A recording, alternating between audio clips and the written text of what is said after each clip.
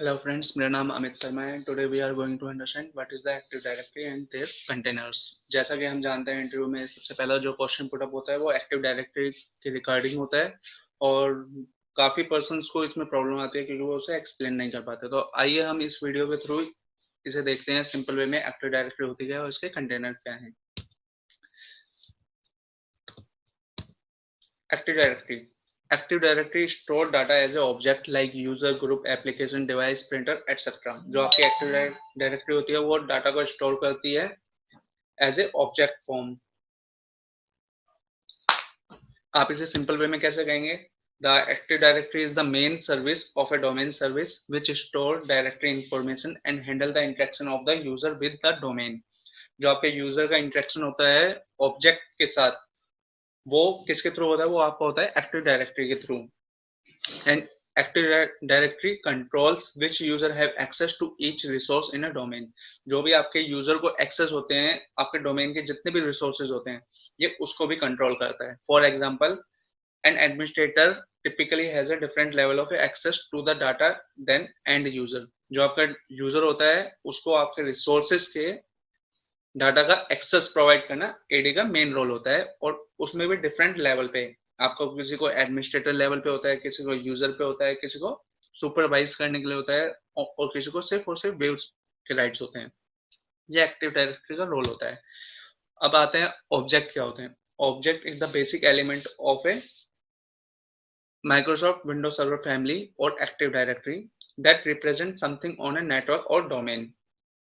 जो आपके डोमेन और नेटवर्क में रिप्रेजेंट करता है उसे आपके जो आपके डोमेन और नेटवर्क के रिसोर्सेज होते हैं उन्हें हम ऑब्जेक्ट कहते हैं। जैसे कि आपके कंप्यूटर हो गए, यूजर हो गए, प्रिंटर हो गए, ग्रुप, लैपटॉप, कंप्यूटर एक्सेट्रा। उसके बाद आते हैं अब इसके हम बेसिक एट्रीब्यूट्स और एलिमेंट्स के बारे में पढ़ेंगे कि एक डोमेन में क्या क्या रिक्वायरमेंट होती है। तो सबसे पहले होता है एक्टिव डायरेक्टरी। एक्टिव डायरेक्टरी जैसे हम जान चुके हैं वीडियो में कि active directory is the directory structure which store data and information about network and domains. उसके बाद आता है आपका object. Object it is the basic element of AD Active Directory। All the resource of the domain and network are called object like user, group, computer, application, device, printer, etc।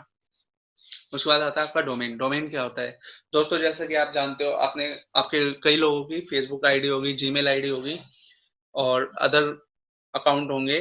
वो सारे आपके domain होते हैं। उनका एक domain name होता है। जो डोमेन नेम होता है आपका google.com हो गया, आपका maruti.com हो गया, आपका gmail.com हो गया, facebook.com हो गया, ये आपके डोमेन नेम हो गए।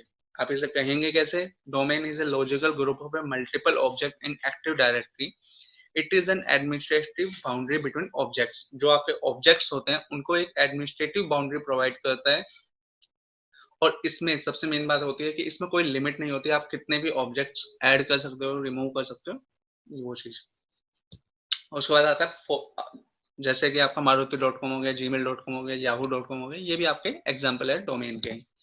उसके बाद आता है आपका फॉरेस्ट। फॉरेस्ट क्या होता है? जैसा कि हम जानते हैं फॉरेस्ट एक जंगल होता है जिसमें कई सारे पेड़ होते हैं और अलग अलग वैरायटी के होते हैं। सेम ऐसे ही हमारे डोमेन लेवल पे जो हमारे सर्वर लेवल पे होता है उसमें भी एक फॉरेस्ट होता है जिसमें जो ट्रीज होते हैं वो आपके डोमेन होते हैं। आपके फॉरेस्ट क्या होता है? Forest is a collection of A domain tree that share A common global catalogue, directory schema, logical structure and directory configuration. The forest represent the security boundary within which user, computer, group and other objects are accessible or not। It is a collection of a domain trees in an active directory। Forest क्या होता है? जैसे आपका एक maruti.com है, ये आपका complete forest भी है, एक डोमेन भी है। डोमेन कैसे है ये? क्योंकि मारुति जो आपका एक्टिव डायरेक्टरी एक्सेस होता है वो maruti.com है, वो एक डोमेन सर्विस होती है। उसके अंदर आपके कई सारे ब्रांचेस आ जाते हैं। जैसे आपके maruti.com आपका यूनिवर्सल है, उसमें आपका एक यूके की हो गई, एक इंडिया की हो गई, एक यूएस की हो गई। तो उसमें जो यूजर्स होंगे, उसके ऑब्जेक्ट्स होंगे, जितने भी होंगे वो अलग अलग कैटेगराइज होते हैं, अलग अलग आपके एक्टिव डायरेक्टरीज क्रिएट होती हैं। तो आपकी यूके की होगी एक एक्टिव डायरेक्टरी, एक maruti.in की हो गई, एक maruti.us यूएसए की हो गई। तो ये आपके डोमेन ट्रीज हो गए और इन तीनों को ही एक ग्लोबल लेवल पे कॉन्फ़िगर करना वो आपका maruti.com होता है। सपोज आपको इंडिया से आपको एक्सेस करना है यूके के ऑब्जेक्ट्स, तो वो आपको डायरेक्ट नहीं होंगे, वो आपको फॉरेस्ट के थ्रू होगा। डोमेन ट्रीज अलग अलग हैं, फॉरेस्ट एक होता है।